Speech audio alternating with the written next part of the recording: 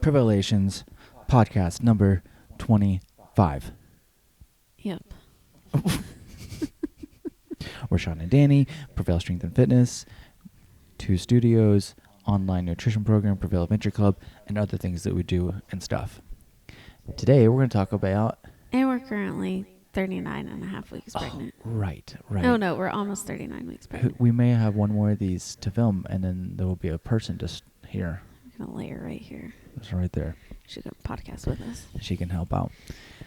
Okay. Today we're going to talk about HRV, and we're going to talk about the Whoop. All right, let's do it. Okay, let's get right into it. HRV stands for... Heart rate variability. There we go. Okay. He was trying to test me, y'all. If you're watching on video, he's looking at me like, does she know that? And you've been wearing the Whoop with measuring HRV for how many years? Almost 5. Okay. In those 5 years wearing the Whoop and HRV, gosh. what have you done to consistently look at and improve and monitor your HRV? Cardio? Is that what you mean?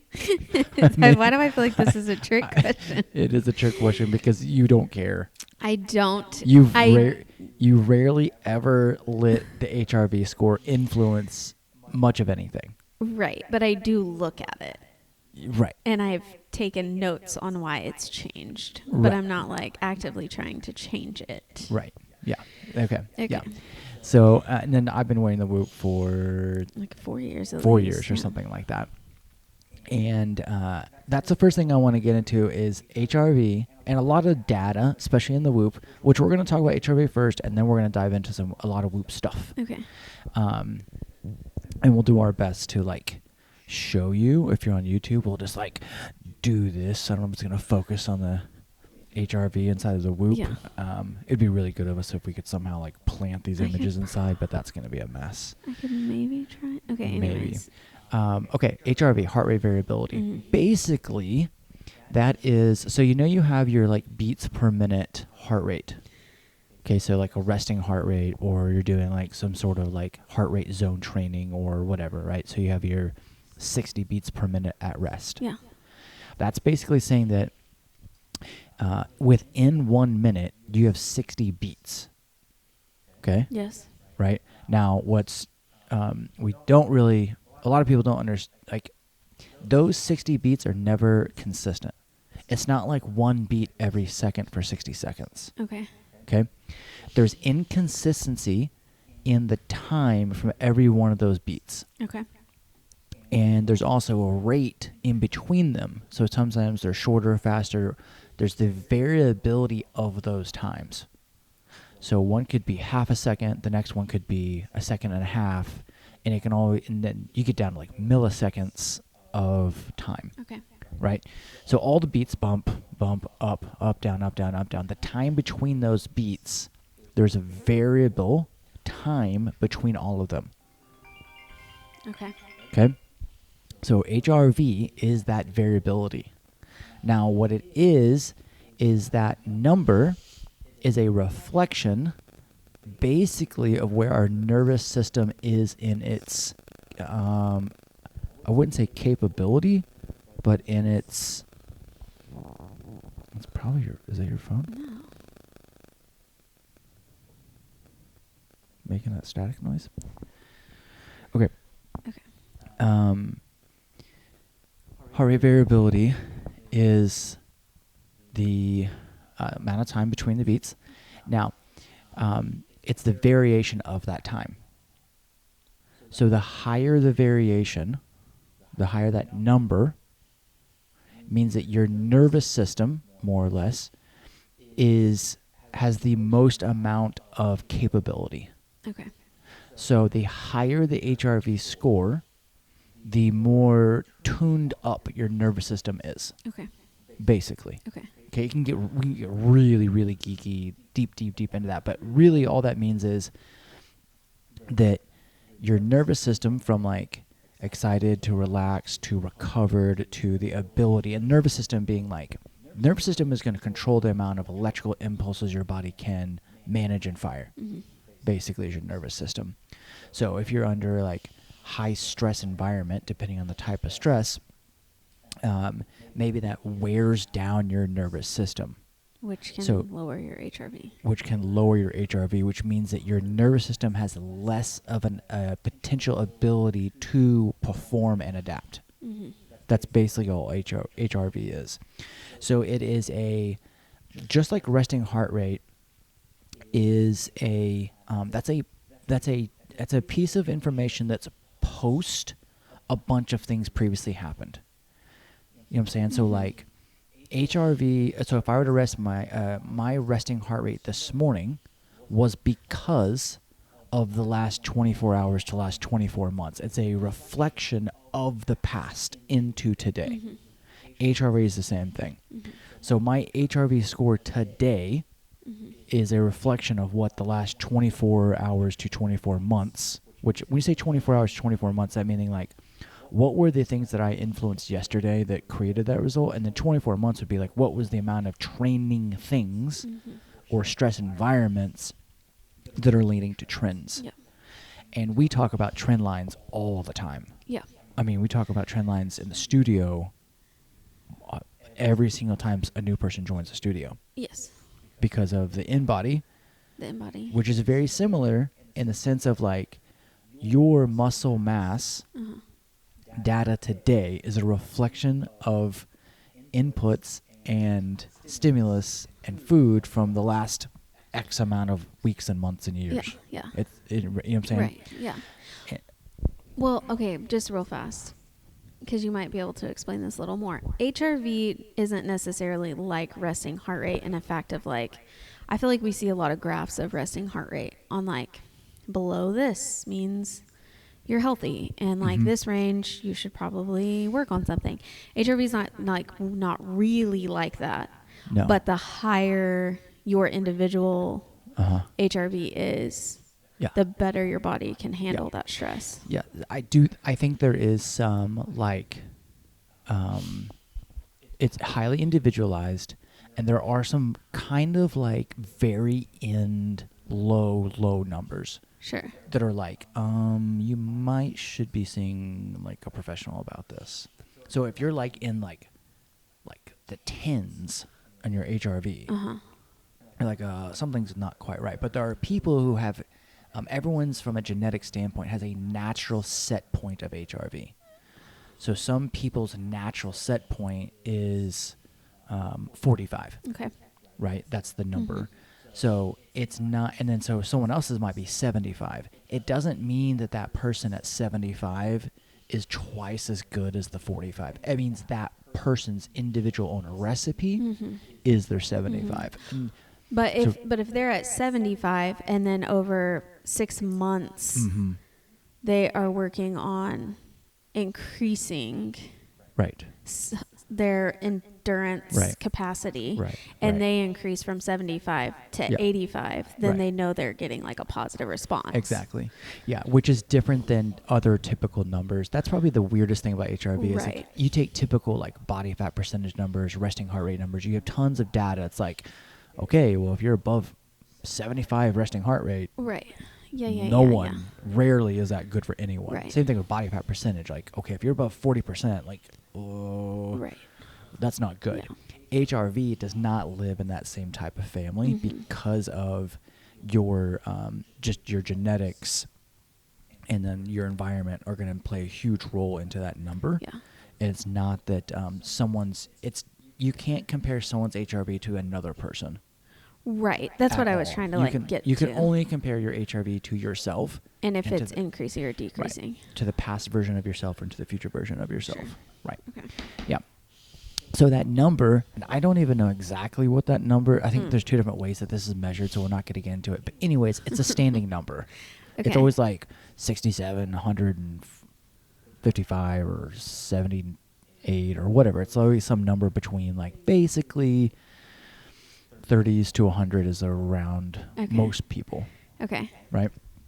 So it is a number that gives you data to improve it. Yes. It can tell you if it's one of the ways that you can manage recovery. So if you are looking at, I always have a baseline number of 70, and arbitrary number, and that's like my normal average. And then like I wake up tomorrow when it's 40. That's a pretty good indicator that your body is in a pretty stressed environment and that it needs recovery. So that's how you can use HRV from a sense of like, if the number is dipping below normal, okay, I'm either in a that means that I'm recovering from something, or it means that like whatever environment I'm doing, from sleep, stress, habits, exercise, something is like I need to give my body more ample time to get back to a normal number. Yeah. Or I'm getting sick. Yeah, it can be an indicator that the body's under any whatever stress environment. Yeah. That it could be from lots of things. And we can get into this, but if you're a female and you're about to start your cycle, you can actually have an increase in HRV. Yeah. Which is why cycle syncing. Right. Yeah. Sense. And HRV is a little bit different from and we've seen HRV numbers, we've watched stuff, years of watching HRV numbers. Yeah. We've never chased training in order to improve HRV number. Right. We've always pushed training for a specific type of goal, and then we've kind of like seen what's happened to HRV numbers. Yeah. It's never been like a real goal of ours to be like, oh, we're going to do all this training protocols to increase our HRV. Yeah. It's been like we're doing our training protocols to ramp up to get ready for something. Right. And then you've been able to look back and go, oh, well, I can see how that month of this type of recipe created an higher HRV. Oh, well, that gives me information that I'm going in the right direction. Yep. Right. But Yep. we've never, and I don't think that anyone should be trying to intentionally just push HRV up. No, I mean, as a sole goal. Yeah, and I mean, this goes back into resting heart rate, but like, honestly, you would look at both of them, too. Yeah. Like. Yeah. Yeah. Because most of the time, if your HRV is going to go up, your resting heart rate's going to go down a little bit. Yeah. HRV is a really great tool to manage your recipe. Right? Yeah. It's not really something that like, it's not a performance metric to necessarily that you can, I should really try to improve that, because in order for it to improve, there's going to be so many other things improving as well. Right. HRV will go up, resting heart rate will go down. Yeah. It's just like HRV, a piece of. Yeah. HRV will go up. I mean, the only time that you'd really want to attempt to like really build a giant HRV number, I guess, would be if you were in a really very specific program and in which you were trying to like build a gigantic base of nervous system adaptability, like the ability to have a giant HRV so that you can like crank into a higher level of training. Right? But even then, that only makes, if you're going to be doing that, you're only going to be in a higher level of training because you have a certain performance type of goal. So that you need to make that goal the goal. Right. Or from the flip side, it's like if you've been under like a ton of stress where your body can't catch up to the stress, then you would want to improve the HRV from that standpoint, I guess. Right. Yeah. And but it would really be a stress thing, not an HRV thing. Right. If you were pushing on a performance goal, and say that performance goal is whatever distance or speed or thing of competition of a or event, and you're noticing that as your training goes on, that your HRV continues to track lower and lower and lower and lower, that can be an indicator that your training balance is way off. Yes. You're like, oh man, I'm just like really stressing my system and I'm not really giving it any opportunity to have adaptations positive. Yeah. I'm not getting a positive nervous system recovery. Yeah. Right? Yeah. So that's kind of what HRV is. It's really not something that I think anyone has a really like, it just doesn't make sense to chase that number. But you can start to learn as an individual. You can go, oh, well, I kind of see this recipe of my week or my month, which leads to an increased HRV. Okay, then I'm probably in a really good recipe for me right now. And that's a good indicator that I'm managing the amount of stress Because in order to increase HRV, you have to increase stress. Yes. Right. That which is the only way HRV will improve is if you put stress on your system. Yes. Yeah. And then you have to give yourself recovery from that stress, and then give yourself more stress and recovery, stress, recovery, Yeah. stress, recovery. Yeah. And then you're going to go, oh, wow, I see how my HRV is improving Yeah. because of stress. Yeah.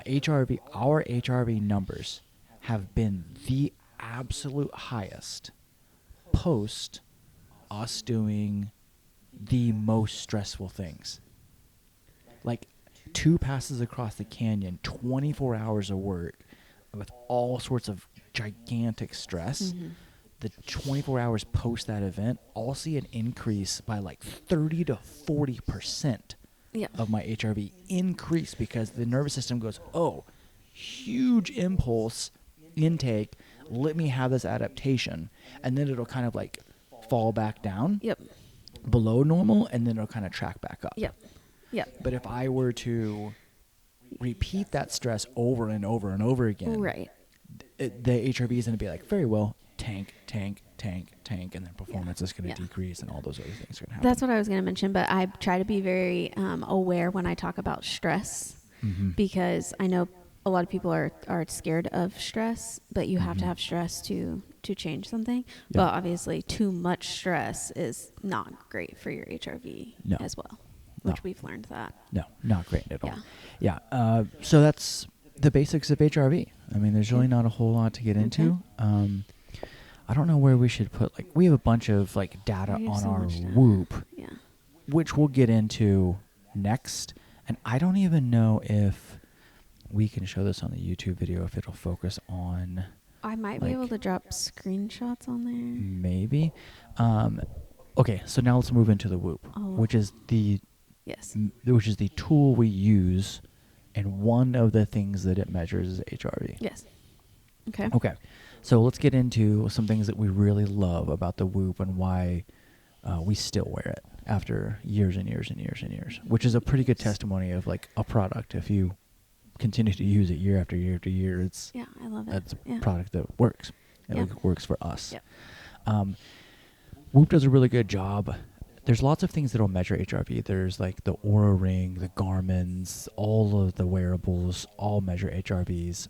I think all of them are fairly close to the same accuracy because they're all in the same family of like wearables.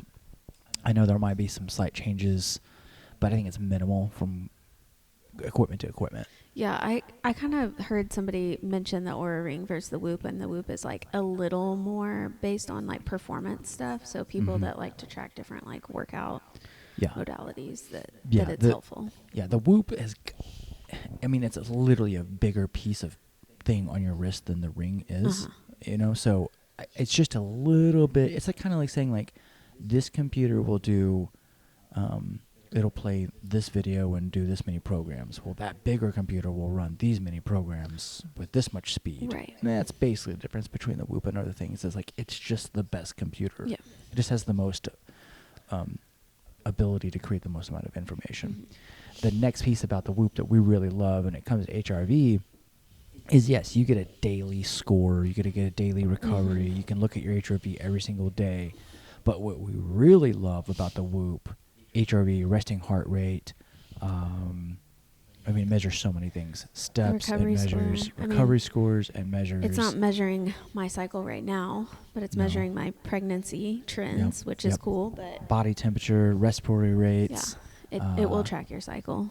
Yeah, it'll do all that stuff, and it does it daily, so you can look at it. But the awesome thing about Whoop is that you can look at week reviews, month reviews, 6-month reviews, annual reviews, and you can see trend lines in your Yep. process, and you can go, oh, well, I noticed during the winter that my resting heart rate and HRV change in the winter when I'm not outside as much, stepping as much. Yeah.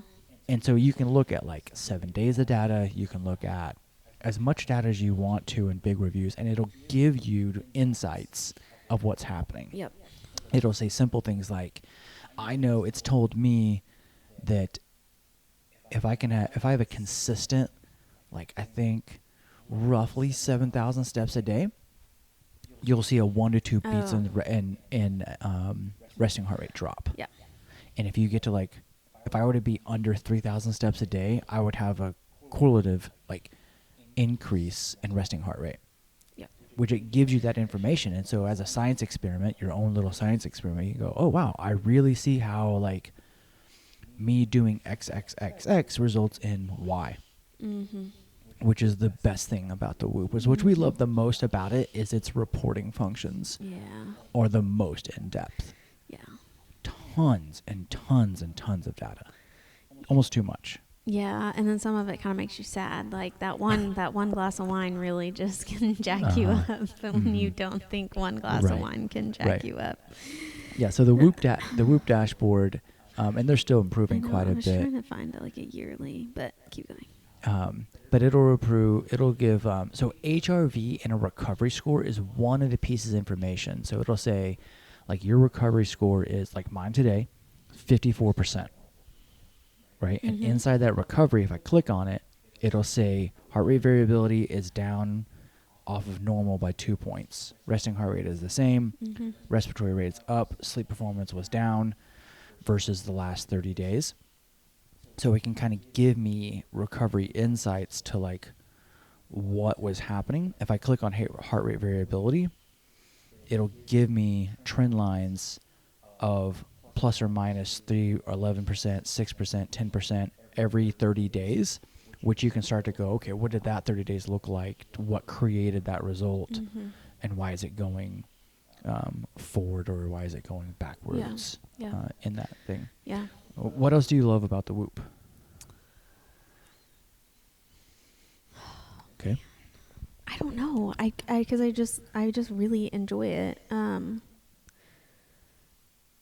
think, okay, well, we talked about like the cycle part a little bit. So like if you're a female and you're about to start your period, sometimes we have like this like lack of wanting to do things. Like our body's just not, we're not as motivated. We might be cranky, like all these things. And my Whoop is always like the highest. It's like you are prime time to go train hard. And I think like sometimes mentally that's like a good thing to be like, oh, like my body is capable of doing some hard shit right now, even though I don't feel like it. So that's been something like from my standpoint that I like. I also like looking at how I recover the next day, and like some things that I have really loved and enjoyed doing didn't respond to my body as much as I thought they were. Mm-hmm.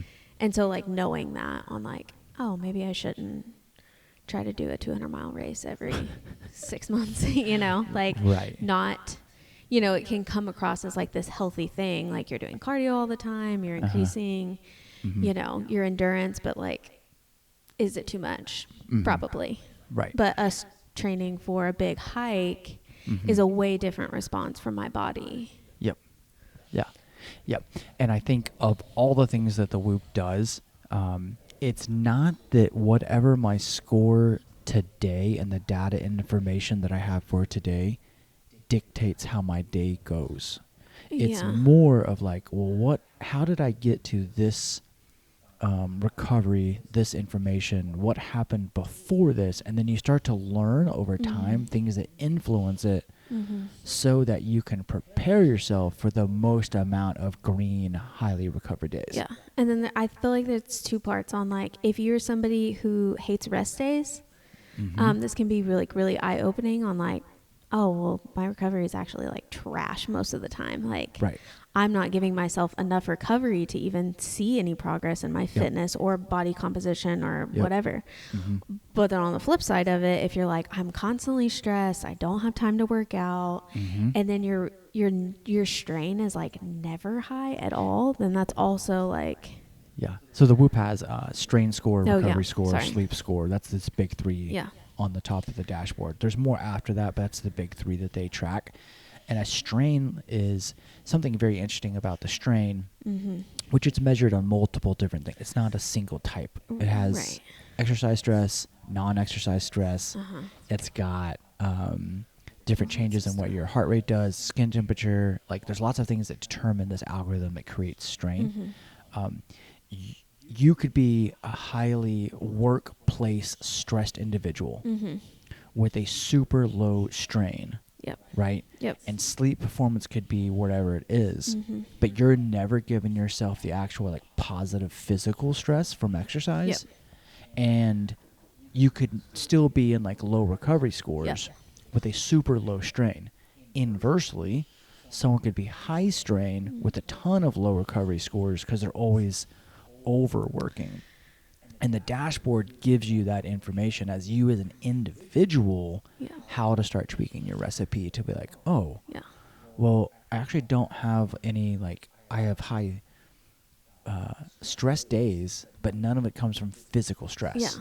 And you're like, oof. Well, what happens if I add in physical stress? Yeah. Oh, that improves my recovery scores? Yeah.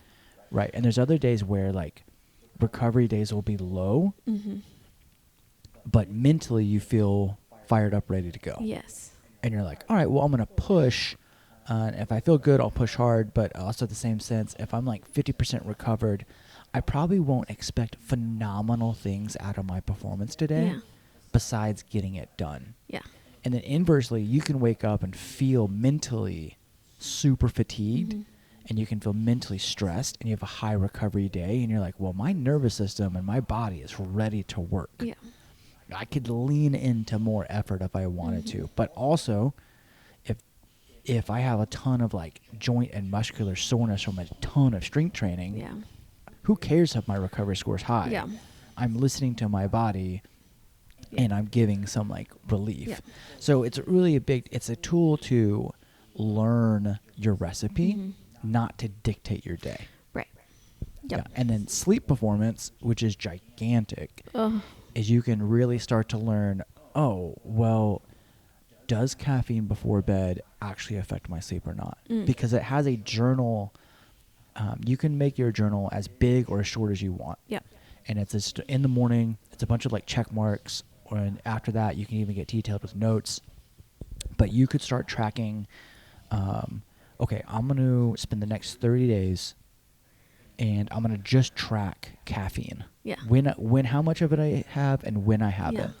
And then for the next 30 days, I'm going to change one thing about my caffeine intake, which is I'm going to stop at 2 p.m. every day. And you can go, oh, well, month 1, I didn't care when I stopped my caffeine. I always had 400 to 500 milligrams. Month 2, I still had 400 to 500 milligrams, but I stopped it at 2 p.m. every day. Did this have an effect on my sleep performance and my recovery? Yep. And and if it doesn't, you're like, cool, that doesn't matter. I don't have to worry about changing that part of my recipe. Yeah. But if it did have a positive effect on your sleep performance, you're like, oh man, that caffeine intake actually is affecting it, because the Whoop is going to tell you.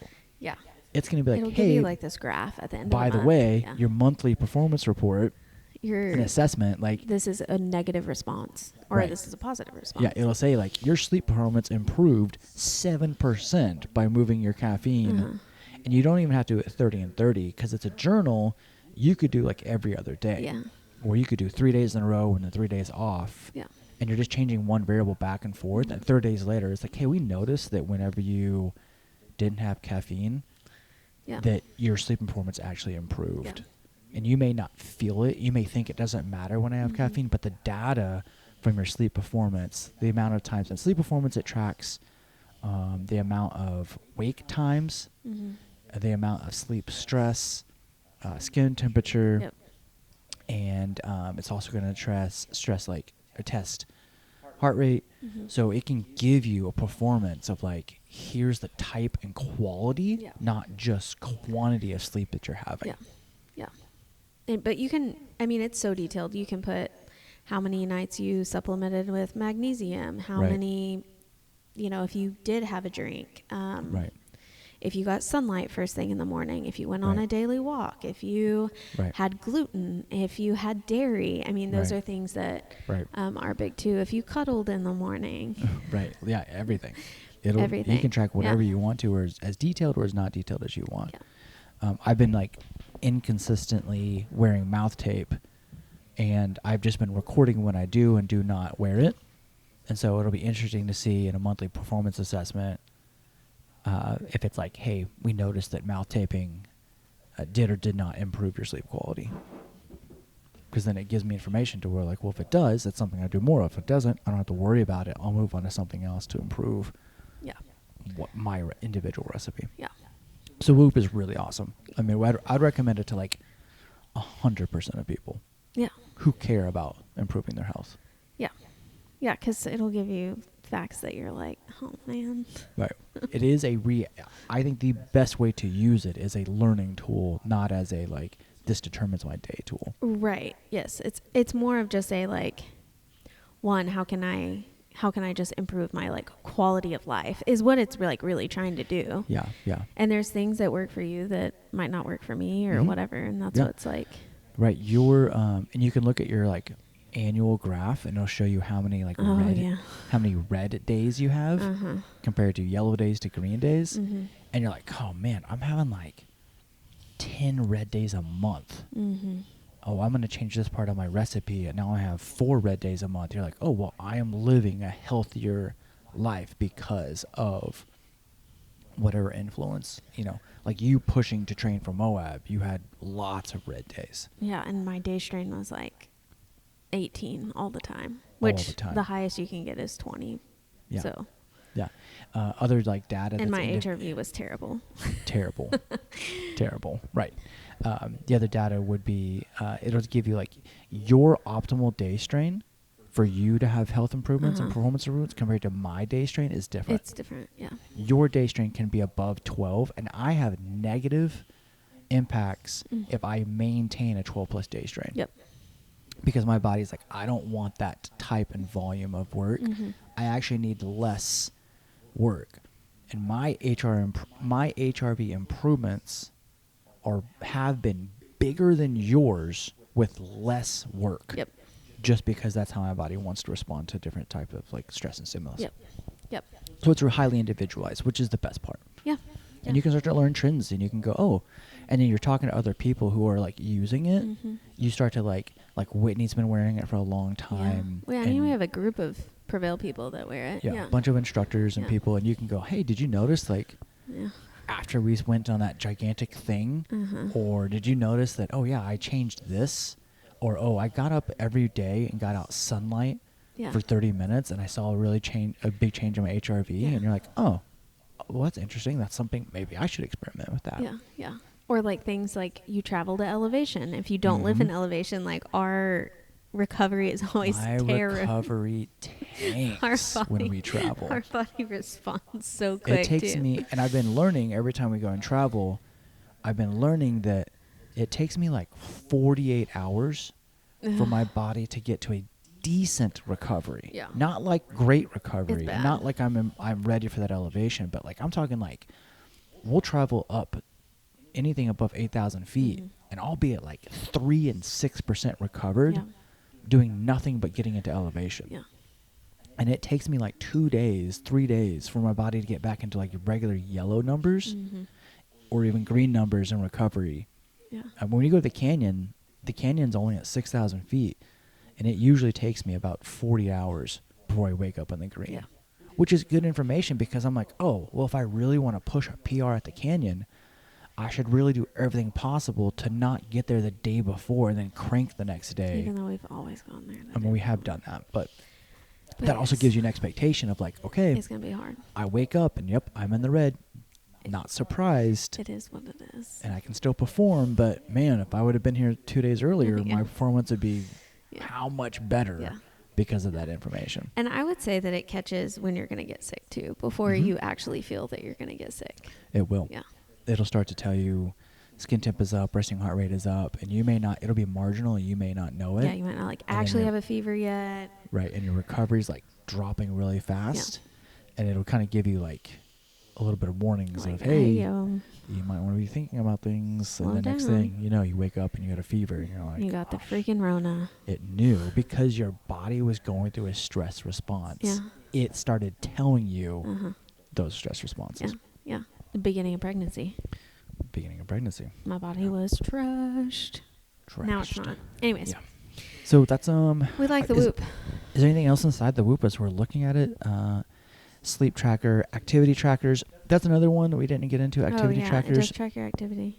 So if you're doing, let's just say that you're doing hiking versus cycling versus running versus, it does have tons and tons and tons of sports and different things. It has weightlifting, has functional fitness, it has pickleball.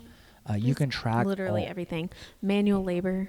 Right, you can house chores. You can track everything you're doing that is like something that's output based. Yeah. And you can start to tell you've spent, in the last 3 months, you've spent 72 hours doing functional fitness. Functional fitness. Or going on a walk, or this improvement in your health, or walks, or runs. Yeah. It does track heart rate zones inside of exercise. It's not as accurate as a chest-mounted, like, heart rate monitor. Right. But it's pretty close. Yeah. And it's getting a lot better. It used to be not good at all. And it's getting pretty good. Pretty accurate for the most part. Yep. Yep. The newer Whoop is definitely more accurate than the Laster one. Yeah. The Laster one. So it will give you metrics. It does have a strength trainer in there that you can record all of your workouts, and it'll calculate muscular load versus cardio load, which is cool. And it'll also track all of your data from your inputs on your weights if you do that. We don't really care to do that, but you could do it. I have like 3 or 4 workouts saved in my like library. Same. So that if I'm doing, if we do like a build day at the studio, I have one build day example, and I'll click that one. It'll calculate muscular load, which will change my strain. Same. And then one lift day, and then one hybrid day. Yeah. Because if you do like a full lifting day, which is not a high heart rate day, it doesn't register a big strain. But if you put in the weights and the tonnage, muscular load, it'll give you a much higher strain because that is an actual nervous system strain. Yeah. It's just not a heart rate strain. And nervous system strains usually aren't going to see that effect until like 24 or 40 hours later compared to a heart rate strain, which is like instant. Yeah. And I think, speaking of that, we have seen very little improvement with HRV from strength training. Yeah, you gotta do some cardio. It's almost all cardio based. I mean, if you're not doing any strength training and you add it in, you will see an improvement. Yeah. But if you're consistently lifting 2, 3, 4 days a week, it's not going to have a major impact on your HRV. No. It's just going to pretty much be the same. You will see dips. So if you do like 4 lifting days in a row, your HRV will continue to like drop and drop and drop and drop, which is giving you like, oh geez, I should probably give my nervous system like some time off to recover.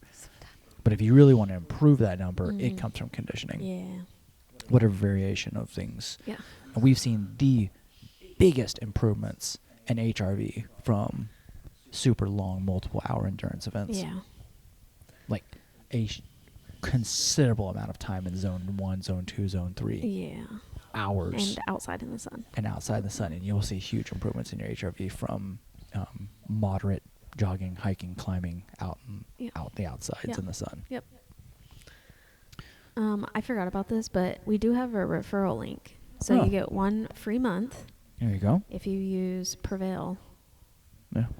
And I can also send you a link. So if somebody comments, I will send them a link if they want 1 month free to try it out. Yeah. Yeah.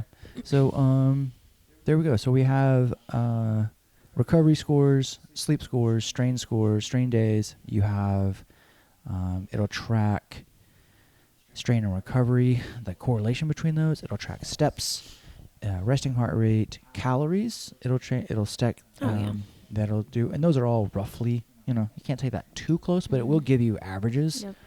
Sleep debt, VO2 max numbers. It'll calculate that if you do running or if you do manual inputs. And what else will it track? Lots of, let's see, customize. I mean, I've already talked about cycle, but it will. Yep. Hours of sleep, time and zones. You can put in lean body mass, respiratory rates, restorative sleep numbers, sleep consistency, sleep efficiency, stress monitor, time in bed, weight. I mean, there's just so many things that will track on your normal dashboard, whatever you want to do that. And we do have Whoop group. You can like see other people's stuff and communicate about everyone that's in the Prevail Whoop group as well. Yeah. Every time I click on my pregnancy insights, it says, "Have you delivered yet?" What? Which is scary. It knows. It knows. It knows what's going on. What else about the Whoop? Oh, you wear it on your wrist. There are a bunch of different like pieces of tech you can like clothing that they have where you can wear it on your bicep. Sports bra. Sports bras and shorts. Yeah, they do have a bunch of stuff. We've just always worn ours on our wrist. Yeah, you can wear it on your forearm. You can wear it on your upper arm. But we have some friends that have like really cute wristbands now. They do have so really you cute can get like a wristbands. leather one that has gold on it. Mhm. We just wear black ones because we're boring. Yeah. And what else about The it? new Whoop, we only have to charge like That's what I was going to get every into. 10 days or something. Yeah. So the charger slips over it, and then you wear the charger, and then you plug the charger back into the wall. Yeah. And so on the new one, we do that every like, I don't know, Not very often. every 10 days or something. Yeah. You'll wear the charger for like 4 or 5 hours. Mhm. It'll charge it all the way up. You put it back on the charger, and you don't put it on again for another week or two. Yeah. And then you just keep charging it. So you technically never take it off. Yeah. You can shower in it. You can swim in it. You can do anything in it. Shower in it. But yeah, for real, you don't have to take it off. You don't have to take it off, and you can wear it wherever, and it'll track everything you want. Pretty much. Cool. Cool. I don't know what else. It's cool. You just kind of got to get one and geek out about it a little bit. Yeah, and if you see us and you're like, "Can I see the dashboard? Can I like? And I say yes. Can I creep on all your information? I'll show you the phone, and you can click through all the buttons and look at it. Yeah. If it's something that you want to look at before you buy one. Because you can get as like dorky as you want with it, or you can make it just like super like minimum. Like right now, like I don't fill out anything in my journal because I'm just like meh. Yeah. Yeah. I'm not like focusing on anything in particular, but like growing this baby. Yeah. The only thing I'm tracking is mouth taping when I do mouth Yeah. taping. That's it. That's the one button I push in the morning. Yeah. But we have like tried out a lot of things to see how our body responds, and it is fun to know like, oh, I can change this one thing and like improve, or this one thing is like shooting me in the foot for what my goals are. Right. Like wine. Right. I used to love red wine. There you go. And I still love red wine, but now I will have white wine because my body doesn't respond as negatively as it did with red. Yeah. So. Yeah, it teaches you lots of stuff. Yeah. There we go. So here, HRV and Whoop, heart rate variability. Sorry, this ended is up being longer than I thought. basically your nervous system's ability to handle stress. Yep. The higher the number, the more your body can handle inputs. Yes. More or less. The lower it is, the less tolerance you have to that. Mm.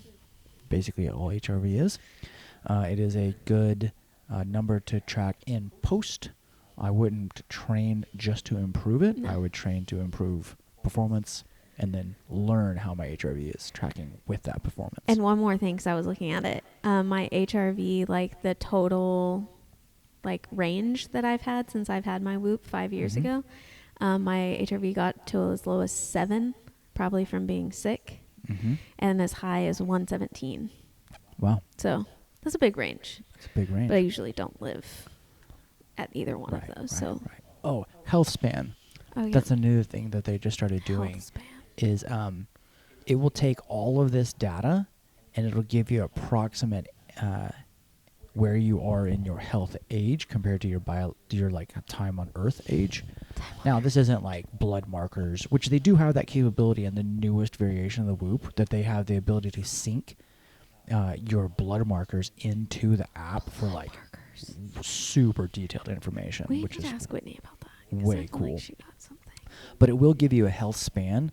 It'll give you, it'll look at all the recipe of things you're doing, and it'll tell you whether or not your age of, your pace of age is at 0 or 1x or 2x or less than 1x, and how you can start to manipulate all your habits to create literally like taking years off of like your aging pace with all that information, which is pretty cool. It's telling me that like the over under on 7,000 steps is a positive negative in my my aging process. Like It's pretty under wild. is negative. Yeah, like it's or neutral. Oh. Yeah. Yeah. I'm curious I mean, I feel like being pregnant, I haven't like really got the data yet, but now it's going to be even weirder because we're going to be lack of sleep. It will give us a ton of information. So I'm sure we'll be like Mm-hmm. not as high as. Who knows? We'll know then. So there you go. There's the Whoop. There's HRV. Okay, bye. Get you a Whoop. Start learning. Start playing with it. If you see us and you want to look at the dashboard, just say, hey, I would love to look at the dashboard. If you have one, we'd love to comment below what you love about it. Otherwise, follow, like, subscribe on YouTube, Prevail _strength_ on Instagram, Danny _Prevail on Instagram. Yes. And then if there's any other podcast topics you would love for us to dive into and our experiences with them, then please comment that below, send us a message, and I love we'll dive comments into and it. messages. Okay. See you guys. Bye.